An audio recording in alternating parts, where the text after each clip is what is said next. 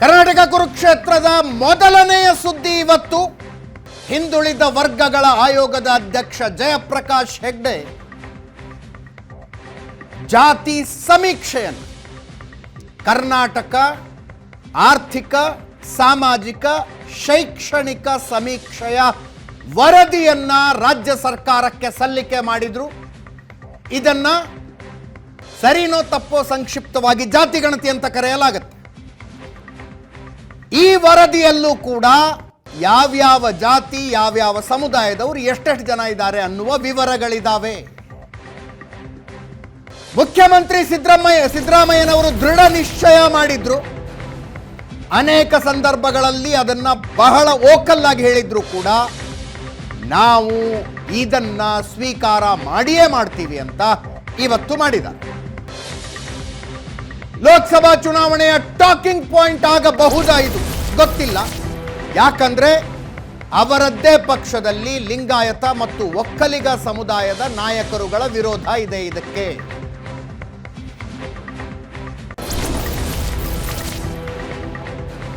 ಜಾತಿ ಗಣತಿ ಮಾಡಿಸಬಾರ್ದು ಅಂತ ಹೇಳೋದಿಲ್ಲ ಅವರು.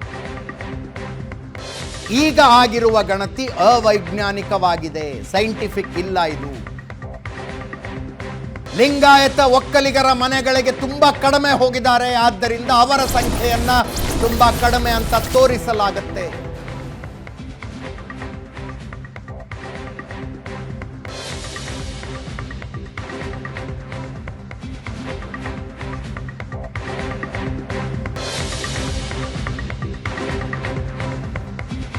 ಆದ್ದರಿಂದ ಮತ್ತೊಮ್ಮೆ ವೈಜ್ಞಾನಿಕವಾಗಿ ಸಮೀಕ್ಷೆ ಮಾಡಿಸಿ ಸಂಖ್ಯೆಯನ್ನು ಬಿಡುಗಡೆ ಮಾಡಿ ಅಂತ ಹೇಳ್ತಾ ಇದ್ದಾರೆ. ಇವತ್ತು ವರದಿ ಸಲ್ಲಿಕೆಯಾಯಿತು. ಎರಡು ದೊಡ್ಡ ದೊಡ್ಡ ಪುಸ್ತಕಗಳಲ್ಲಿ, ಎರಡು ದೊಡ್ಡ ದೊಡ್ಡ ಪೆಟ್ಟಿಗೆಗಳಲ್ಲಿ ತುಂಬಿಕೊಂಡು ಬಂದರು ವರದಿಯನ್ನು. ಜಿಲ್ಲಾವಾರು ವರದಿ ಇದೆ. ಯಾವ್ಯಾವ ಜಿಲ್ಲೆಯಲ್ಲಿ ಯಾವ್ಯಾವ ಸಮುದಾಯದವರು ಎಷ್ಟೆಷ್ಟಿದ್ದಾರೆ, ಅವರ ಶೈಕ್ಷಣಿಕ ಸ್ಥಿತಿ ಏನಿದೆ, ಆರ್ಥಿಕ ಸ್ಥಿತಿಗತಿ ಏನಿದೆ, ಸಾಮಾಜಿಕ ಸ್ಥಿತಿಗತಿ ಏನಿದೆ. 30 ಪುಸ್ತಕಗಳು ಎರಡು ದೊಡ್ಡ ಬಾಕ್ಸ್ ಆಗಿದ್ದು ಅದರಲ್ಲಿ ತೆಗೆದುಕೊಂಡು ಬಂದು ಕೊಡಲಾಯಿತು.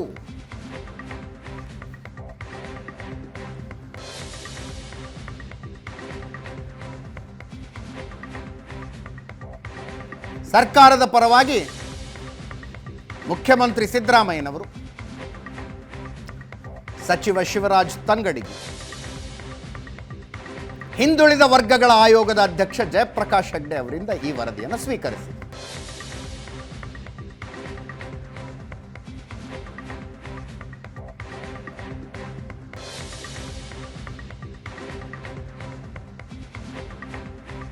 ನೋಡ್ತಾ ಇದ್ದೀರಿ ಬಾಕ್ಸ್ಗಳನ್ನು. ಇಂಥದ್ದು 2 ಬಾಕ್ಸ್ ಅಲ್ಲಿ ತಗೊಂಡು ಬಂದು 30 ಪುಸ್ತಕಗಳು, ಒಂದೊಂದು ಜಿಲ್ಲೆಯದು ಒಂದೊಂದು.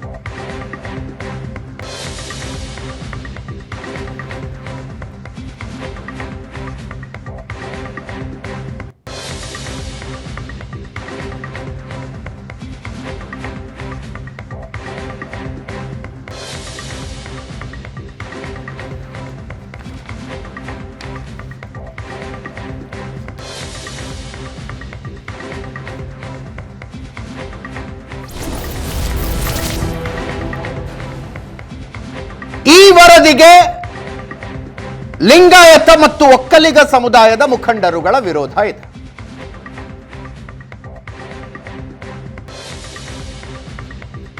ಈಗಾಗಲೇ ಆಯಾ ಸಮುದಾಯದ ಸ್ವಾಮೀಜಿಗಳು ತಮ್ಮ ತಮ್ಮ ಸಮುದಾಯದ ಮುಖಂಡರುಗಳ ಸಭೆ ಮಾಡಿದ್ದಾರೆ, ಸರ್ಕಾರಕ್ಕೆ ಮನವಿ ಪತ್ರಗಳನ್ನು ಕೊಟ್ಟಿದ್ದಾರೆ.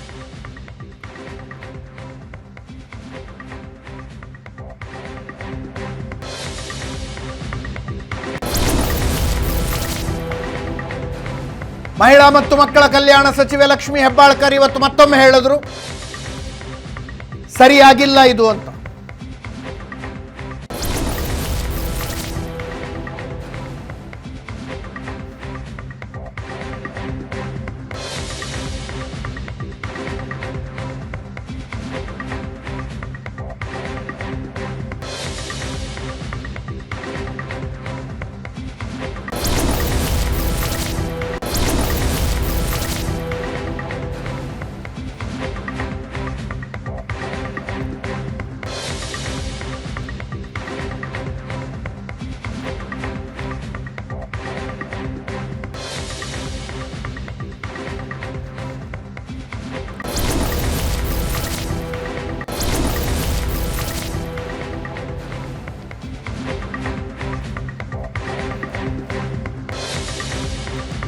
ಸ್ವಾತಂತ್ರ್ಯ ಪೂರ್ವದಲ್ಲಿ ಬ್ರಿಟಿಷರು ನಡೆಸಿದ್ರು ಜಾತಿ ಗಣತಿಯನ್ನು 1937.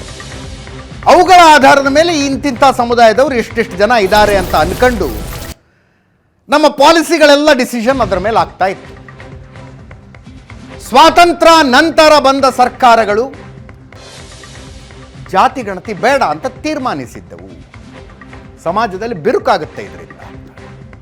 ಹಾಗೆ ಕರ್ನಾಟಕದಲ್ಲಿ ಉತ್ತರ ಕರ್ನಾಟಕ ಲಿಂಗಾಯತ ಪ್ರಾಬಲ್ಯ, ಹಳೆ ಮೈಸೂರು ಭಾಗ ಒಕ್ಕಲಿಗ ಪ್ರಾಬಲ್ಯ ಅನ್ನುವ ನೋಷನ್ನೊಂದಿಗೆ ನೀತಿ ನಿಯಮಗಳು ರೂಪಿತಗೊಳ್ತಾ ಇವೆ. ಅದೇ ರೀತಿಯಲ್ಲಿ ರಾಜಕೀಯ ಪ್ರಾತಿನಿಧ್ಯ. ಲಿಂಗಾಯತರು ಜಾಸ್ತಿ ಇದ್ದಾರೆ, ಲಿಂಗಾಯತರಿಗೆ ಜಾಸ್ತಿ ಟಿಕೆಟು. ಈ ಕಡೆ ಒಕ್ಕಲಿಗರು ಜಾಸ್ತಿ ಇದ್ದಾರೆ, ಒಕ್ಕಲಿಗರಿಗೆ ಜಾಸ್ತಿ ಟಿಕೆಟು. ಆದರೆ ಈ ಜಾತಿ ಗಣತಿ ಪರಿಶಿಷ್ಟ ಜಾತಿ SC 1,08,00,000 ಜನ ಇದ್ದಾರೆ ಅಂತ ಹೇಳ್ತಿದ್ದಾರಂತೆ. ಈಗ ಸಲ್ಲಿಕೆಯಾಗಿದೆ. ಇದು ಜಾತಿ ಗಣತಿಯಲ್ಲಿ ಇದೆ ಅಂತ ಸೋರಿಕೆಯಾಗಿರಿ ಓಡಾಡ್ತಾ ಇರುವಂಥ ನಂಬರ್ ಇದು. ಅಂತಿಮವಾಗಿ ಇದೇ ಸಂಖ್ಯೆ ಇದೆಯಾ ಇಲ್ವಾ, ಜಾತಿ ಗಣತಿ ಅಧಿಕೃತವಾಗಿ ಹೊರಗೆ ಬಂದಾಗ ಗೊತ್ತಾಗಬೇಕು. SC 1,08,00,000, ST 40,45,000, Muslims 70 lakh, Lingayat 65 lakh, Vokkaliga 60 lakh, ಕುರುಬ 45 ಲಕ್ಷ, 14 ಲಕ್ಷ ಬ್ರಾಹ್ಮಣರು, ಇತರೆ ಹಿಂದುಳಿದ ವರ್ಗ OBC 91 ಲಕ್ಷ ಅಂತ ತೋರಿಸುತ್ತಿತ್ತು ಈ ಸಂಖ್ಯೆ. ಇದರ ಅರ್ಥ ಏನು? ಲಿಂಗಾಯತರು ಸಿಂಗಲ್ ಲಾರ್ಜೆಸ್ಟ್ ಕಮ್ಯುನಿಟಿ ಅಲ್ಲ ಕರ್ನಾಟಕದಲ್ಲಿ, ಒಕ್ಕಲಿಗರು ಕೂಡ ಸಿಂಗಲ್ ಲಾರ್ಜೆಸ್ಟ್ ಕಮ್ಯುನಿಟಿ ಅಲ್ಲ. ಸಿಂಗಲ್ ಲಾರ್ಜೆಸ್ಟ್ ಅಂತ ಇದ್ರೆ ಅದು SC 1,08,00,000. ಅವರ ನಂತರ ಬರೋದು ಇತರೆ ಹಿಂದುಳಿದ ವರ್ಗಗಳು OBC, ಕುರುಬ ಸೇರಿದಂತೆ ಉಳಿದ ಎಲ್ಲ ವರ್ಗಗಳೇನು ಬರ್ತವೆ ಅದರಲ್ಲಿ ಪ್ರತ್ಯೇಕವಾಗಿ ಕುರುಬ ಕೂಡ ಇದೆ 45 ಲಕ್ಷ, ಮತ್ತು ಇತರೆ ಹಿಂದುಳಿದ ವರ್ಗದವರು ಸೇರಿಸುತ್ತೆ 91 ಲಕ್ಷ ಪ್ಲಸ್ 45 ಲಕ್ಷ. ಅದಾಗುತ್ತೆ ಲಾರ್ಜೆಸ್ಟ್ ಕಮ್ಯುನಿಟಿ. ಅದಾದ ನಂತರ ಮುಸ್ಲಿಮರು 70 ಲಕ್ಷ ಮುಸ್ಲಿಮರಿದ್ದಾರೆ. ಮುಸ್ಲಿಮರಿಗಿಂತ ಲಿಂಗಾಯತರ ಸಂಖ್ಯೆ ಕಡಿಮೆ ಇದೆ, ಮುಸ್ಲಿಮರಿಗಿಂತ ಒಕ್ಕಲಿಗರ ಸಂಖ್ಯೆ ಕಡಿಮೆ ಇದೆ ಅಂತ ಈ ಜಾತಿ ಗಣತಿ ಹೇಳುತ್ತೆ ಅಂತ ಲೀಕ್ ಆಗಿರುವ ಸಂಖ್ಯೆಗಳು ಓಡಾಡ್ತಾ ಇದ್ದಾವೆ. ಅಂತಿಮವಾಗಿ ಚೆಕ್ ಮಾಡಬೇಕು. ಇದೇ ಸಂಖ್ಯೆಗಳನ್ನು ಇವತ್ತು ಜಯಪ್ರಕಾಶ್ ಹೆಗ್ಡೆ ಅವರು ಕೊಟ್ಟಿರುವ ವರದಿಯಲ್ಲೂ ಕೂಡ ಈ ಸಂಖ್ಯೆಗಳು ಇದಾವ ಅನ್ನೋದನ್ನು ನೋಡಬೇಕು. ಇದು ಬಹುಚರ್ಚಿತ, ಬಹು ವಿವಾದಿತ ಜಾತಿ ಗಣತಿಯ ವಿವರಗಳು ಸಲ್ಲಿಕೆಯಾಗಿದ್ದಾವೆ. ಅಂತಿಮವಾಗಿ ಈ ನಂಬರ್ ಸತ್ಯನೋ ಸುಳ್ಳು ಅನ್ನೋ ಚರ್ಚೆ ಆಗಬೇಕು. ಇದರ ಬಗ್ಗೆ ಹಿಂದುಳಿದ ವರ್ಗಗಳ ಆಯೋಗದ ಅಧ್ಯಕ್ಷ ಜಯಪ್ರಕಾಶ್ ಹೆಗ್ಡೆ ಅವರು ಮತ್ತು ಮುಖ್ಯಮಂತ್ರಿಗಳು ಇಬ್ಬರು ಮಾತಾಡಿದ್ದಾರೆ, ಕೇಳಿಸ್ಕೊ.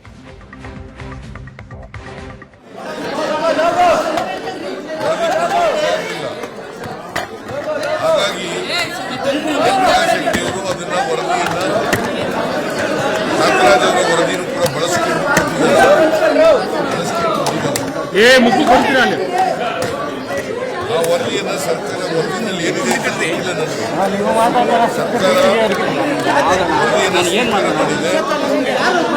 ವರದಿಯನ್ನು ಸ್ವೀಕಾರ ಮಾಡಿದೆ. ಇದನ್ನು ಕ್ಯಾಬಿನೆಟ್ ಮುಂದೆ ಅಲ್ಲಿ ಕ್ಯಾಬಿನೆಟ್ನಲ್ಲಿ ತೀರ್ಮಾನ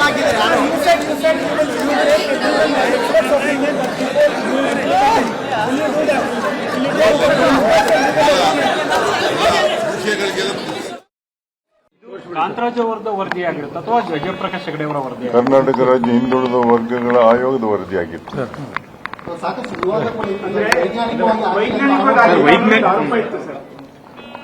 ಅದನ್ನ ತಾವು ಸರ್ಕಾರ ಪಬ್ಲಿಕ್ ಡೊಮೈನ್ ತರ್ತಾರೆ, ಆಗ ತಾವೇ ಓದಿ ತೀರ್ಮಾನ ಆಗಿದೆ. ಯಾವ ಹಿಂದಿನ ಆಯೋಗದಲ್ಲಿ ಎಲ್ಲ ಸ್ಯಾಂಪಲ್ ಸರ್ವೆಯಲ್ಲಿ ಮಾಡಿರೋದು, ಇದರಲ್ಲಿ 90% ಜಾಸ್ತಿ ಆಗಿದೆ ಸರ್ವೆ. ಪ್ರಬಲ ಸಮುದಾಯಗಳು ಇದನ್ನ ಆಕ್ಷೇಪವನ್ನು ವ್ಯಕ್ತಪಡಿಸಿರುವಂತ ನಂಗೆ ಗೊತ್ತಿಲ್ಲ, ಅದು ಸರ್ಕಾರಕ್ಕೆ ತೀರ್ಮಾನಕ್ಕೆ ಬಿಟ್ಟದ್ದು. ನಾವು ವರದಿಯನ್ನು ಸರ್ಕಾರಕ್ಕೆ ಅದು ಸರ್ಕಾರಕ್ಕೆ ಬಿಟ್ಟಂತದ್ದು, ನಮ್ಮ ಸಂಬಂಧ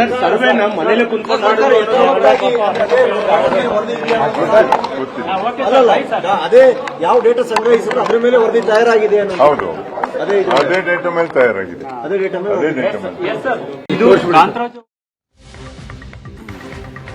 ಈಗೇನು ಮಾಡ್ತಾರೆ ಸಿದ್ದರಾಮಯ್ಯ? ಇವರು ಮೊದಲನೆಯ ಸಲ ಮುಖ್ಯಮಂತ್ರಿ ಆಗಿದ್ದ ಅವಧಿ ಇತ್ತಲ್ಲ 2013ರಿಂದ 2018, ಆ ಅವಧಿಯಲ್ಲಿ ಕಾಂತರಾಜ್ ಆಯೋಗವನ್ನು ರಚಿಸಲಾಗಿತ್ತು. ರಾಜ್ಯದಲ್ಲಿ ಯಾವ್ಯಾವ ಜಾತಿಯವರು ಎಷ್ಟೆಷ್ಟು ಜನ ಇದ್ದಾರೆ, ಅವರ ಶೈಕ್ಷಣಿಕ ಸ್ಥಿತಿಗತಿ ಏನಿದೆ, ಆರ್ಥಿಕ ಸ್ಥಿತಿಗತಿ ಏನಿದೆ ತಿಳ್ಕೊಂಡು ಹೇಳಿ ಅಂತ. ಸಿದ್ದರಾಮಯ್ಯನವರ ಅವಧಿ ಅಂತ್ಯವಾಗುವ ಹೊತ್ತಿನಲ್ಲಿ ಜಾತಿ ಗಣತಿಯ ವರದಿಗಳು ರೆಡಿಯಾಗಿತ್ತು ಅಂತ ಹೇಳ್ತಾರೆ. ಸ್ವೀಕಾರ ಮಾಡಲಿಲ್ಲ ಇವರು. ಆ ನಂತರ ಕುಮಾರಸ್ವಾಮಿ ಅವರು ಮುಖ್ಯಮಂತ್ರಿ ಆದರು. ಅವಾಗೇನು ಪ್ರಶ್ನೆನೇ ಬರಲಿಲ್ಲ. ಸರ್ಕಾರ ಬಿದ್ದೋಯಿತು. ಯಡಿಯೂರಪ್ಪನವರು ಮುಖ್ಯಮಂತ್ರಿ ಆದರು, ಬೊಮ್ಮಾಯಿ ಅವರು ಮುಖ್ಯಮಂತ್ರಿ ಆದರು. ಅವಾಗಲೂ ಪ್ರಶ್ನೆಗಳು ಬರಲಿಲ್ಲ. ಎರಡನೇ ಅವಧಿಗೆ ಸಿದ್ದರಾಮಯ್ಯನವರು ಮುಖ್ಯಮಂತ್ರಿ ಆದ ನಂತರ ನಾವು ಜಾತಿ ಗಣತಿನ ಸ್ವೀಕಾರ ಮಾಡ್ತೀವಿ ಅಂತ ಹೇಳೋದಕ್ಕೆ ಶುರು ಮಾಡಿದ್ರು. ಅದೇ ಸಮಯಕ್ಕೆ ಒಕ್ಕಲಿಗ ಮತ್ತು ಲಿಂಗಾಯತ ವಿರೋಧ.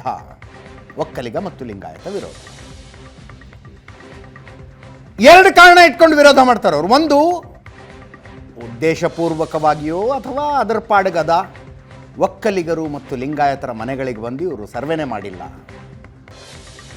ಆದ್ದರಿಂದಾಗಿ ನಮ್ಮ ಸಂಖ್ಯೆ ಅಷ್ಟು ಕಡಿಮೆ ಬರ್ತಾ ಇದೆ ಅಂತ. ಇನ್ನೊಂದು, ಮಾಡಿಸೋದಾಗಿದ್ರೆ ಈಗ ಮಾಡಿಸಿ. ಇದು 2016-17ರಲ್ಲಿ ಆಗಿರುವಂಥ ಸರ್ವೆ. ಇದು ಆಗಿನ ಸಂಖ್ಯೆಗಳನ್ನು ಈಗ ಯಾಕೆ ತಗೊಂಡು ಬರ್ತೀರಿ? 8 ವರ್ಷ ಆಗಿದೆ ಸರ್ವೆ ಮುಗಿದು ಅಂತ. ಈಗ ಮಾಡಿಸಿ. ಇದನ್ನು ಆವಾಗ 168 ಕೋಟಿ ರೂಪಾಯಿ ಖರ್ಚಾಗಿತ್ತು. ಆವಾಗಲೇ 168 ಕೋಟಿ ರೂಪಾಯಿ ಖರ್ಚಾಗಿದೆ ಇದನ್ನು ಸರ್ವೆ ಮಾಡಿಸೋದಕ್ಕೆ. ಈಗಲೂ ಕೂಡ ಇದಕ್ಕೆ ಒಂದು ಪರಿಹಾರ ಸಿದ್ದರಾಮಯ್ಯನವ್ರ ಹತ್ರ ಇದೆ. ಇನ್ನೇನು ಮಾಡ್ತಾರೆ ಅಂತ ಆಮೇಲೆ ಹೇಳ್ತೀನಿ ನಾನು. ಈಗಲೂ ಕೂಡ ಪಕ್ಷಾತೀತವಾಗಿ ಲಿಂಗಾಯತರು ಮತ್ತು ಒಕ್ಕಲಿಗರು ಇದನ್ನು ವಿರೋಧ ಮಾಡಿದ್ದಾರೆ. ಇದನ್ನು ಸ್ವೀಕರಿಸಬೇಡಿ ಅಂತ ಬರೆಯಲಾಗಿದ್ದ ಪತ್ರದಲ್ಲಿ ಯಾರ್ಯಾರು ಸಹಿ ಹಾಕಿದ್ರು ಅಂತ ನೋಡಿದ್ರೆ ಅದರಲ್ಲಿ BJP ಅವರು, ಕಾಂಗ್ರೆಸ್ನವರು, JDSನವರು ಎಲ್ಲ ಮುಖಂಡರುಗಳು ಇದ್ರು. ಈಗಲೂ ಕೂಡ ಲಕ್ಷ್ಮೀ ಹೆಬ್ಬಾಳ್ಕರ್ ಥರದವರು ಮತ್ತೆ ಮಾತಾಡ್ತಿದ್ದಾರೆ. ಸರಿ ಇಲ್ಲ, ಇದು ತಗೋಬೇಡಿ ಅದನ್ನು ಕೇಳಿಸ್ತು. ವರದಿನ ಬಂದಿಲ್ಲ, ವರದಿನ ನೋಡಿಲ್ಲ. ಇವತ್ತು ವರದಿ ತಗೊಂತಾ ಇದ್ದೀವಿ. ಯಾರಿಗೂ ಅಸಮಾಧಾನ ಪ್ರಶ್ನೆ ಇಲ್ಲ. ಜಾತಿ ವರದಿ ಅಲ್ಲ ಅದು, ಜಾತಿ ಜನಗಣತಿನೂ ಅಲ್ಲ ಅದು. ಅದು ಶೈಕ್ಷಣಿಕ, ಸಾಮಾಜಿಕ, ಆರ್ಥಿಕ ಸಮೀಕ್ಷೆ ಅಂತಲೇ ಆದೇಶ ಕೊಟ್ಟಿದ್ದು. ಅದನ್ನ ಈಗ ನಾವು ತಗೊಂಡ ಮೇಲೆ ಗೊತ್ತಾಗುತ್ತೆ ಏನಿದೆ ಎಂತಿದೆ ಅನ್ನೋದು ಹೇಳ್ತೀವಿ. ಅದನ್ನು ಅಲ್ಲಲ್ಲ, ಯಾರು ಓದೇ ಇಲ್ಲ, ಅದ್ರ ಬಗ್ಗೆ ಚರ್ಚೆನೇ ಆಗಿಲ್ಲ. ಈಗ ತಗೊಂತಿದ್ದೀವಿ, ತಗೊಂಡ ಮೇಲೆ ಅದ್ರ ಬಗ್ಗೆ ಮಾತಾಡ್ತೀವಿ. ಜನಗಣತಿ ಯಾಕೆ ಮಾಡ್ತೀವಿ ನಾವು? ಪ್ರತಿ ಬಾರಿ ಜನಗಣತಿ ಯಾಕೆ ಮಾಡ್ತೀವಿ? ಆ ಜನಸಂಖ್ಯೆ ಆಧಾರದ ಮೇಲೆ ಆ ಸಮುದಾಯದವರಿಗೆ ನ್ಯಾಯವನ್ನು ಒದಗಿಸ್ಕೊಡ್ಬೇಕು ಅನ್ನುವಂಥ ಒಂದೇ ಒಂದು ಉದ್ದೇಶದಿಂದ ಜನಗಣತಿಯನ್ನು ಮಾಡ್ತೀವಿ. ಸೊ ಇದು ಹಠಕ್ಕೆ ಬಿದ್ದಿದ್ದಾರೆ, ಇನ್ನೊಂದು ಬಿದ್ದಿದ್ದಾರೆ ಅಂತಿಲ್ಲ. ಎಲ್ಲರಿಗೂ ನ್ಯಾಯ ದೊರಕಿಕೊಡ್ಲಿ. ನಾವೇನು ಹೇಳ್ತಾ ಇದ್ದೀವಿ ಅಂತಂದರೆ, ಈ ಜನಗಣತಿ ಏನು ಮಾಡಿದ್ದಾರೆ, ಒಂದು 4 ಕಡೆ ಬಂದಿದ್ದಾರೆ, 4 ಕಡೆ ಹೋಗಿಲ್ಲ. ನಾನೇ ನನ್ನ ಸ್ವಂತ ಉದಾಹರಣೆಯನ್ನು ಹೇಳ್ತಾ ಇದ್ದೀನಿ.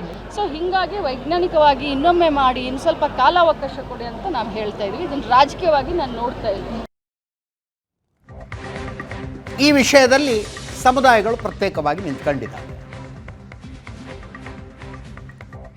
ಆ ರೀತಿ ಸಮುದಾಯವಾರು ಮಠಮಾನ್ಯಗಳು ಕೂಡ, ಲಿಂಗಾಯತ ಒಕ್ಕಲಿಗ ಸಮುದಾಯದ ಮಠಗಳವರು ಇದನ್ನು ವಿರೋಧಿಸ್ತಾ ಇದ್ದಾರೆ. ಹಿಂದುಳಿದ ವರ್ಗಗಳ ಮಠಗಳು, ದಲಿತ ಸಮುದಾಯದ ಮಠಗಳವರು ಸ್ವಾಗತಿಸ್ತಾ ಇದ್ದಾರೆ. ಕೇಳಿಸ್ಕೊಳ್ಳಿ ಯಾರ್ಯಾರು ಏನೇನು ಅಂದಿದ್ದಾರೆ. ಜನಗಣತಿ ಆಧಾರದ ಮೇಲೆ ಜನಸಂಖ್ಯೆಗಳನ್ನು ಪರಿಗಣನೆ ಮಾಡಬೇಕನ್ನುವಂಥ ನಿಟ್ಟಿನಲ್ಲಿ ನೇಮಕವಾಗಿದ್ದಂಥ ಕಾಂತರಾಜ್ ಆಯೋಗದ ವರದಿಯನ್ನು ಇವತ್ತಿನ ಸದನದಲ್ಲಿ ಮಂಡನೆ ಮಾಡಿ ಸ್ವೀಕಾರ ಮಾಡಿರುವಂಥದ್ದು ನಮ್ಮೆಲ್ಲರಿಗೂ ಅದು ಸ್ವಾಗತದ ವಿಷಯವಾಗಿದೆ. ಈ ಒಂದು ಕಾಂತರಾಜ್ ವರದಿಯನ್ನು ಸ್ವೀಕಾರ ಮಾಡಲೇಬೇಕು ಅಂಥೇಳಿ ನಾವು ಈ ಹಿಂದೆ ಹಿಂದುಳಿದ ದಲಿತ ಮಠಾಧೀಶರ ಒಕ್ಕೂಟವು ಕೂಡ ಮುಖ್ಯಮಂತ್ರಿಗಳಿಗೆ ಒತ್ತಾಯವನ್ನು ಕೂಡ ಮಾಡಿತ್ತು. ಏನು ರಾಜ್ಯದಲ್ಲಿ ಯಾವ್ಯಾವ ಸಮುದಾಯಗಳು ಎಷ್ಟಿದ್ದಾವೆ ಅನ್ನುವಂಥ ವಾಸ್ತವ ಸ್ಥಿತಿಗತಿಗಳು ಈ ಮೂಲಕವಾಗಿ ತಿಳಿಬೋದು. ಆ ಕಾರಣಕ್ಕೋಸ್ಕರ ಈ ವರದಿ ಭಾಳ ಮಹತ್ವದ್ದಾಗಿದೆ ಅನ್ನುವಂಥದ್ದು. ಅಂಥ ವರದಿಯನ್ನು ಸ್ವೀಕಾರ ಮಾಡೋದಕ್ಕೆ ಮುಖ್ಯಮಂತ್ರಿಗಳು ಮತ್ತು ಸರ್ಕಾರಕ್ಕೆ ಅಭಿನಂದನೆಗಳನ್ನು ಸಲ್ಲಿಸ್ತೀನಿ. ಅದ್ರ ಬಗ್ಗೆ ನನಗೇನು ಗೊತ್ತಿಲ್ಲ. ಸರ್ಕಾರ ಏನು ನಿರ್ಣಯ ತೆಗೆದುಕೊಳ್ಳೋದು ಗೊತ್ತಿಲ್ಲ. ಹಿಂದೆಲ್ಲ ಇದಕ್ಕೇನು ವಿರೋಧ ಯಾರು ಮಾಡೋಕ್ಕೆ ಸಾಧ್ಯ ಇಲ್ಲ. ಯಾಕೆಂದರೆ ಜಾತಿ ಆಧಾರದ ಮೇಲೆ ಅವ್ರಿಗೆಲ್ಲ ಸೌಲಭ್ಯಗಳನ್ನು ಒದಗಿಸ್ಕೊಡ್ಬೇಕು. ಆದರೆ ವೈಜ್ಞಾನಿಕವಾಗಿ ಆಗಿಲ್ಲ, ವ್ಯಾಪಕವಾಗಿ ಎಲ್ಲರನ್ನೂ ಸಂದರ್ಶನ ಮಾಡಿಲ್ಲ ಅನ್ನುವಂತಹ ಒಂದು ಕೂಗು ಕೇಳಿ ಬರ್ತಾ ಇದೆ. ಅದು ಆಗಿದೆಯೋ ಏನೋ ಗೊತ್ತಿಲ್ಲ. ನಮ್ಮಂತಗೂ ಯಾರೂ ಕೇಳಿಲ್ಲ ಇನ್ನೂ ಇದುವರೆಗೂ ಕೂಡ. ಅದರಿಂದ ಎಲ್ಲರನ್ನೂ ಕೇಳಿ ಪ್ರತಿಯೊಬ್ಬರನ್ನೂ ಕೂಡ ವಿಚಾರ ಮಾಡಿ ಪ್ರತಿ ಹಂತದಲ್ಲೂ ಕೂಡ ಅದನ್ನು ಸಮರ್ಥನೀಯವಾಗಿ ಮಾಡುವಂತಹ, ಎಲ್ಲರಿಗೂ ಸೌಲಭ್ಯಗಳು ಲಭ್ಯ ಆಗುವಂಥ ಹಿನ್ನೆಲೆಯಲ್ಲಿ ವ್ಯವಸ್ಥೆಗಳು ಮಾಡೋದು ತುಂಬ ಉಪಕಾರ ಆಗ್ತದೆ. ಆದರೆ ಅದೇ ನಮ್ಮ ಹತ್ರ ಏನು ನಾವು ಯಾವ ಜಾತಿ ಏನಕ್ಕೆ ಏನು ಮಾಹಿತಿ ಕೇಳಿಲ್ಲ, ಯಾರು ಬಂದಿಲ್ಲ. ಎಲ್ಲರ ತಕ್ಕೂ ಬಂದಿದ್ದೀವಿ ಅಂತ ಹೇಳ್ತಾರಲ್ಲ, ಗೊತ್ತಿಲ್ಲ ನಮಗೆ ಯಾರಿಗೂ. ಅದಷ್ಟೇ, ಅದು ಏನು ಗೊತ್ತಿಲ್ಲ, ಏನು ಮಾಡ್ತಾರೆ ಅಂತ ಗೊತ್ತಿಲ್ಲ. ಆದರೆ ಇದು ಪ್ರತಿಯೊಬ್ಬರನ್ನು ಕೇಳ್ತಾರಾ ಇಲ್ಲ ಸಮಾಜದ ಮುಖಂಡರನ್ನು ಕೇಳ್ತಾರಾ ಹೆಂಗೆ ಅಂತ ನಮಗೂ ಗೊತ್ತಿಲ್ಲ. ಜಾತಿಗಳನ್ನೇ ಹೇಗೆ ಮಾಡ್ತಾರೆ ಅಂತ ಅಲ್ಲ, ಹೇಗೆ ಜಾತಿಗಳನ್ನೇ ಹೇಗೆ ಮಾಡ್ತಾ ಇದ್ದಾರೆ ಅಂತ ನಮ್ಗೆ ಅದ್ರ ಬಗ್ಗೆ ಮಾಹಿತಿ ಇಲ್ಲ ನಮಗೆ. ಅದರಿಂದ ನಾವು ಮಾತನಾಡುವಂಥ ಅವಶ್ಯಕತೆ ಇಲ್ಲ ಅದ್ರ ಬಗ್ಗೆ. ಈ ರೀತಿ ವೈಜ್ಞಾನಿಕವಾಗಿ ಸರ್ವೆ ಆಗದೇ ಇದ್ದಂಥ ವರದಿಯನ್ನು ಅನುಮೋದನೆ ಮಾಡೋದು, ವರದಿನ ಮಂಡನೆ ಮಾಡೋದು ಸರಿಯಲ್ಲ ಅನ್ಸುತ್ತೆ. ಅದು ಎಲ್ಲರೂ ಒಳಗೊಡಬೇಕೇ ಹೊರತು ಎಲ್ಲರೂ ಬಿಟ್ಟು ಮಾಡೋಂಗಿಲ್ಲ. ಮತ್ತು ಆಯಾಯ ಜಾತಿ ಜನಸಂಖ್ಯೆಗೆ ಅನುಗುಣವಾಗಿ ಸೌಲಭ್ಯಗಳನ್ನು ಒದಗಿಸ್ಕೊಡ್ಬೇಕಾಗ್ತದೆ. ಅದರಂತೆ ಮಾಡೋದು ತುಂಬ ಅನುಕೂಲ ಆಗ್ತದೆ ಎಲ್ಲರಿಗೂ. ಆದರೆ 7 ವರ್ಷಗಳ ಹಿಂದೆ ನಿರ್ಮಾಣಗೊಂಡಿರ್ತಕ್ಕಂಥ ಕಾಂತರಾಜ್ ಆಯೋಗ ವರದಿಯನ್ನು ಸರ್ಕಾರ ಈಗಾಗಲೇ ನಮ್ಮ ದಕ್ಷಿಣ ಕರ್ನಾಟಕದ ಒಕ್ಕಲಿಗ ಸಮುದಾಯದವರು ಅದ್ರ ಬಗ್ಗೆ ಭಿನ್ನಾಭಿಪ್ರಾಯ ವ್ಯಕ್ತಪಡಿಸಿದ್ದಾರೆ. ಲಿಂಗಾಯತ ಸಹ ಭಿನ್ನಾಭಿಪ್ರಾಯ ವ್ಯಕ್ತಪಡಿಸಿದ್ದಾರೆ. ಶಾನೂರು ಶಿವಶಂಕರಪ್ಪನವ್ರ ನೇತೃತ್ವದಲ್ಲಿ ಹೋಗಿ ಸನ್ಮಾನ ಮುಖ್ಯಮಂತ್ರಿ ಮನವಿ ಮಾಡಿಕೊಂಡಿದ್ರು, ಈ ವರದಿಯನ್ನು ಯಾವ ಕಾರಣಕ್ಕೂ ನೀವು ಸ್ವೀಕಾರ ಮಾಡಬಾರ್ದು ಅಂತ. ನಮ್ಮ ಸಮುದಾಯದ ಎಲ್ಲ ಶಾಸಕರು ವಿರೋಧ ಮಾಡಿದ್ದಾರೆ. ಆ ನಿಟ್ಟಿನಲ್ಲಿ ನಾವು ಸಹ ಕಾಂತರಾಜ್ ವರದಿಯನ್ನು ಬಲವಾಗಿ ನಾವು ವಿರೋಧಿಸ್ತೀವಿ. ಯಾವ ಕಾರಣಕ್ಕೂ ಅದನ್ನು ಒಂದು ವೇಳೆ ಸರ್ಕಾರ ಇವತ್ತೇನಾದರೂ ಸ್ವೀಕಾರ ಮಾಡಿದ್ದಾದರೆ ಅನುಷ್ಠಾನವನ್ನು ಮಾಡಬಾರ್ದಂತ. ಇವರು ಮಾಡಿದ್ದು ಆರ್ಥಿಕ ಮತ್ತು ಸಾಮಾಜಿಕ ಸಮೀಕ್ಷೆ ಅಂತೇಳಿ, ಆರ್ಥಿಕ ಮತ್ತು ಸಾಮಾಜಿಕ ಸಮೀಕ್ಷೆಯನ್ನೇ ಜಾತಿ ಗಣತಿ ಅಂತೇಳಿ ಅದನ್ನು ಸ್ವೀಕಾರ ಮಾಡಿ ಸಮಾಜದಲ್ಲಿ ಇರ್ತಕ್ಕಂಥ ಅಸಮಾಧಾನಕ್ಕೆ ಸರ್ಕಾರ ಗುರಿಯಾಗಬಾರ್ದು ಅಂತ. ಅದಕ್ಕೆ ನಾನು ಹೇಳಕ್ಕೆ ಇಚ್ಛೆಪಡ್ತೀನಿ, ನೀವು ಅದನ್ನು ಮಾರ್ಪಾಡು ಮಾಡಿಕೊಟ್ಟಿದ್ದೀರೋ ಬಿಟ್ಟು ನಮಗೆ ಗೊತ್ತಿಲ್ಲ, ಅದು ಅದರೊಳಗೆ ಏನೈತೆ ಅಂತಲೂ ಗೊತ್ತಿಲ್ಲ. ಹಾಗಾಗಿ ಪುನರ್ ಜಾತಿ ಗಣಿತ ಮಾಡುವಂಥ ಪ್ರಾಮಾಣಿಕ ಪ್ರಯತ್ನ ಮಾಡಲಿ. ಈಗ ಮುಂದೇನು ಹಂಗಿದ್ರೆ ಕೆಲವೊಬ್ಬರಿಗೆ ಈ ಸಬ್ಜೆಕ್ಟ್ ಒಂಥರ ಏಲಿಯನ್ ಸಬ್ಜೆಕ್ಟ್ ಇದು. ನನಗೂ ಹಂಗೆ ಇತ್ತು, ಕೇಳಿ ತಿಳ್ಕೊತೀವಿ ಅಷ್ಟೇ ವಿಷಯವನ್ನು. ಟೋಟಲ್ ರಾಜಕೀಯ ಏನು? ಸಿದ್ದರಾಮಯ್ಯನವರು ಅಹಿಂದ ನಾಯಕರು ಅನ್ನಿಸಿಕೊಂಡವರು. ಅಹಿಂದ ಅಲ್ಪಸಂಖ್ಯಾತ, ದಲಿತ, ಹಿಂದುಳಿದ. ಜಾತಿ ಗಣತಿಗೆ ಅಥವಾ ಶಿವರಾಜ್ ತಂಗಡಿಗೆ ಅವರು ಹೇಳಿದ ಹಾಗೆ ಸಾಮಾಜಿಕ, ಆರ್ಥಿಕ, ಶೈಕ್ಷಣಿಕ ಸಮೀಕ್ಷೆಗೆ ನಾನು ಮಾಡಿಸ್ತೀನಿ ಅಂತ ಮೊದಲನೇ ಅವಧಿಯಲ್ಲಿ ಮುಖ್ಯಮಂತ್ರಿಯಾಗಿದ್ದಾಗ ಸಿದ್ದರಾಮಯ್ಯನವರು ಹೇಳುವ ಮೂಲಕ ಏನು ಮೆಸೇಜ್ ಕೊಟ್ಟರು? ಒಕ್ಕಲಿಗರು ಲಿಂಗಾಯತರ ಸಂಖ್ಯೆ ಕಡಿಮೆ ಇದೆ, ನಮ್ಮ ಸಂಖ್ಯೆ ಅಹಿಂದ ಸಂಖ್ಯೆ ಜಾಸ್ತಿ ಇರೋದು. ಆದರೂ ಕೂಡ ಒಕ್ಕಲಿಗರೇ ಜಾಸ್ತಿ ಇದ್ದಾರೆ, ಲಿಂಗಾಯತರೇ ಜಾಸ್ತಿ ಇದ್ದಾರೆ ಅಂತ ಹೇಳ್ಕೊಂಡು ಸವಲತ್ತು, ಸೌಲಭ್ಯಗಳು, ಟಿಕೆಟ್ಗಳು, ಸ್ಥಾನಮಾನಗಳನ್ನು ಅವರೇ ಜಾಸ್ತಿ ತಗೋತಾ ಇದ್ದಾರೆ. ಯಾರ್ಯಾರ ಸಂಖ್ಯೆ ಎಷ್ಟೆಷ್ಟಿದೆ ಅಂತ ತೋರಿಸಿ ನಾನು ಅಹಿಂದ ಸಮುದಾಯಗಳಿಗೆ ಜಾಸ್ತಿ ಸೌಲಭ್ಯಗಳು, ಜಾಸ್ತಿ ಸ್ಥಾನಮಾನಗಳು, ಜಾಸ್ತಿ ಅಧಿಕಾರ ಸಿಗುವಂತೆ ಮಾಡ್ತೀನಿ ಅಂತ ಹೇಳುವುದರ ಅರ್ಥವಾಗಿ ನಾನು ಜಾತಿ ಸಮೀಕ್ಷೆ ಮಾಡಿಸ್ತೀನಿ, ಜಾತಿ ಗಣತಿ ಮಾಡಿಸ್ತೀನಿ ಅಂತ ಹೇಳಿದ್ದು ಮೊದಲನೇ ಅವಧಿಯಲ್ಲಿ ಮುಖ್ಯಮಂತ್ರಿ ಆಗಿದ್ದಾಗ. ಈಗ ಆ ಪ್ರಕಾರ ಸಂಖ್ಯೆಗಳು ಬಂದಿದ್ದಾವೆ. ಅಹಿಂದ ಸಂಖ್ಯೆ ಎಷ್ಟಿತ್ತು ಅನ್ನೋದನ್ನು ನೋಡ್ತಾ ಇದ್ದೇವೆ. ಈಗ ಸಮೀಕ್ಷೆ ಸಲ್ಲಿಕೆಯಾಗಿದೆ. ಇದರ ಮುಂದಿನ ಹಂತ ಏನು? ಅನುಷ್ಠಾನಗೊಳ್ಳುವುದು. ಇದರ ಪ್ರಕಾರ ಪಾಲಿಸಿಗಳು ಚೇಂಜ್ ಆಗಬಹುದು. ಆದರೆ ಅದಕ್ಕಿಂತ ಮೊದಲೇ ವಿವಿಧ ಹಂತಗಳಿದ್ದಾವೆ. ಮೊದಲು ಸಚಿವ ಸಂಪುಟದಲ್ಲಿ ಚರ್ಚೆ ಆಗುತ್ತೆ. ಅದಾದ ಮೇಲೆ ವರದಿ ಅಧ್ಯಯನಕ್ಕೆ ಸಂಪುಟ ಉಪಸಮಿತಿಯೊಂದನ್ನು ರಚಿಸಲಾಗುತ್ತೆ. ಸಂಪುಟ ಉಪಸಮಿತಿ ಅಧ್ಯಯನ ಮಾಡಿ ಸಂಪುಟ ಉಪಸಮಿತಿ ರಿಪೋರ್ಟ್ ಕೊಡೋದು ಅದು ಇಲ್ಲಿ ಯಾವಾಗಲೂ. ಈಗ ಲೋಕಸಭಾ ಚುನಾವಣೆ ಇದೆ. ಅಹಿಂದ ವರ್ಗಕ್ಕೆ ಏನು ಹೇಳ್ತಾರೆ ನೋಡಿ, ನಾವು ಸ್ವೀಕಾರ ಮಾಡಿದ್ದೀವಿ, ಅದನ್ನು ಗಣತಿಯನ್ನು ಸ್ವೀಕಾರ ಮಾಡಿದ್ದೀವಿ. ಬೇಜಾರಾಗಿರುವ ಲಿಂಗಾಯತರು ಮತ್ತು ಒಕ್ಕಲಿಗರಿಗೆ ಏನು ಹೇಳ್ತಾರೆ? ಅದು ಯಾವಾಗಲೂ ಏನೋ ಇನ್ನೂ ಅನುಷ್ಠಾನಗೊಳ್ಳೋದು. ಸಂಪುಟ ಉಪಸಮಿತಿ ರಚನೆಯಾಗಿ ಅದು ಅಧ್ಯಯನ ಮಾಡಿ ಯಾಕೆ ತಲೆ ಕೆಡಿಸ್ಕೊತೀವಿ? ಆ ಮೂಲಕ ಬ್ಯಾಲೆನ್ಸ್ ಮಾಡ್ತಾರೆ. ಇದು ಏನೋ ಲೋಕಸಭಾ ಚುನಾವಣೆಗಿಂತ ಮುಂಚೆ ಟೇಬಲ್ ಆಗುವ ಸಾಧ್ಯತೆ ಇಲ್ಲ. ಹಂತ ಇದಾವೆ. ಈಗ ಸ್ವೀಕರಿಸೋದು ಒಂದು, ನೆಕ್ಸ್ಟ್ ಟೇಬಲ್ ಆಗು, ಮಂಡಿಸಲ್ಪಡಬೇಕು. ಅದರ ಮಧ್ಯದಲ್ಲಿ ಲೋಕಸಭಾ ಚುನಾವಣೆಗಳು ಮುಗಿದು ಹೋಗ್ತವೆ. ಆ ಮೂಲಕ ಬೇಜಾರಾಗಿರುವ ಲಿಂಗಾಯತ ಮತ್ತು ಒಕ್ಕಲಿಗ ಸಮುದಾಯಗಳನ್ನು ಪ್ಯಾಸಿಫೈ ಮಾಡುವ ಪ್ರಯತ್ನಗಳಾಗ್ತವೆ ಅಂತ. ಈಗ ವರದಿ ಬಹಿರಂಗಗೊಳ್ಳೋದಿಲ್ಲ. ಬಹಿರಂಗಗೊಳ್ಳೋದು ಮಂಡನೆಯಾದ ಮೇಲೆ, ಟೇಬಲ್ ಆದ ಮೇಲೆ.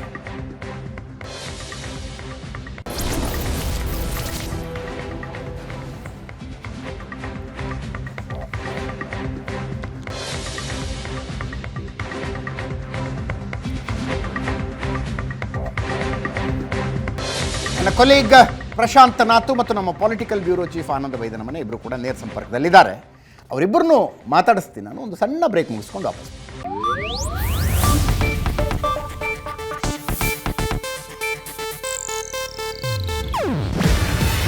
ಇದು ಏಷ್ಯಾನೆಟ್ ನ್ಯೂಸ್ ನೆಟ್ವರ್ಕ್ ಪ್ರಸ್ತುತಿ. ನೀವು ನೋಡ್ತಿದ್ದೀರಾ ಏಷ್ಯಾನೆಟ್ ಸುವರ್ಣ ನ್ಯೂಸ್.